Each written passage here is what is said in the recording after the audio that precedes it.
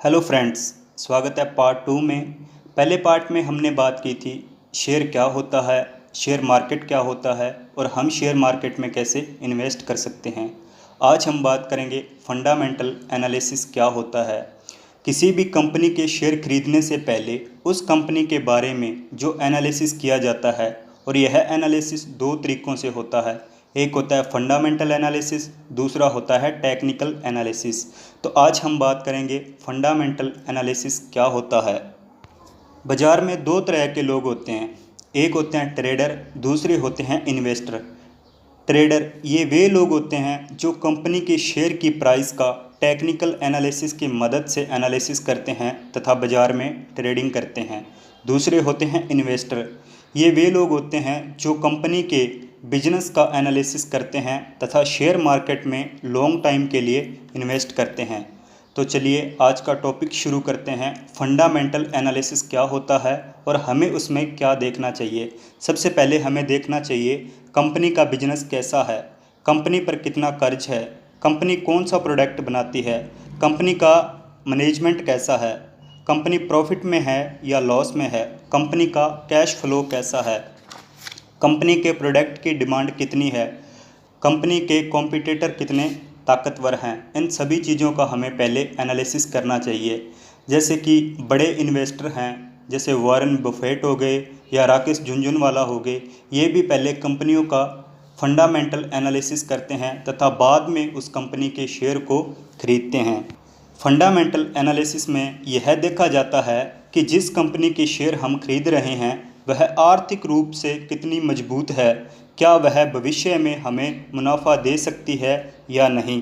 ये सभी चीज़ों का एनालिसिस फंडामेंटल एनालिसिस में किया जाता है। तो दोस्तों आप समझ ही गए होंगे कि फंडामेंटल एनालिसिस क्या होता है और हमें उसमें क्या देखना चाहिए। अब हम बात कर लेते हैं फंडामेंटल एनालिसिस करने का हमारा उद्देश्य क्या है। वर्तमान में किसी कंपनी के शेयर को कम कीमत पर खरीदकर भविष्य में उच्च कीमत पर बेचना ही इसका उद्देश्य है। फंडामेंटल एनालिसिस को दो भागों में बांटा जाता है। पहला होता है क्वालिटेटिव एनालिसिस, दूसरा होता है क्वांटिटेटिव एनालिसिस। क्वालिटेटिव एनालिसिस में हम उन बातों का एनालिसिस करते हैं जिन्हें हम नंबर्स के रूप में नहीं जान सकते हैं।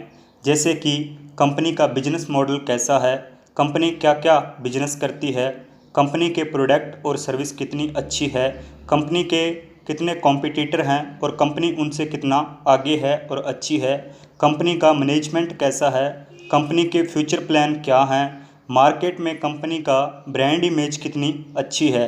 इन सभी का एनालिसिस क्वालिटेटिव एनालिसिस में किया जाता है, जिससे हमें कंपनी की क्वालिटी का पता चलता है। तो आइए अब हम बात कर लेते हैं क्वांटिटेटिव एनालिसिस क्या होता है। क्वांटिटेटिव एनालिसिस में हम कंपनी के उन फैक्टर की बात करते हैं जिन्हें हम नंबर्स के रूप में जान सकते हैं। इसमें कंपनी के वित्तीय हालात को देखने वाले नंबर का एनालिसिस किया जाता है। जैसे कंपनी के फाइनेंशियल स्टेटमेंट, जिसमें देखा जाता है कंपनी की बैलेंस शीट, कंपनी के प्रॉफिट और लॉस स्टेटमेंट, कंपनी का कैश फ्लो स्टेटमेंट। इसी तरह के कई रेशियो को जानकर हम कंपनी की सेल्स ग्रोथ और प्रॉफिट ग्रोथ का एनालिसिस कर सकते हैं, जिससे हम कंपनी के फाइनेंशियल हेल्थ और प्रॉफिटेबिलिटी को जान सकते हैं। अगर आपको भी एक सफल इन्वेस्टर बनना है तो आपको कंपनी का फंडामेंटल एनालिसिस अच्छे तरीके से आना चाहिए, तभी आप एक सफल इन्वेस्टर बन सकते हैं। कंपनी के फंडामेंटल एनालिसिस के लिए इन सभी की जानकारी होना बहुत ही आवश्यक है।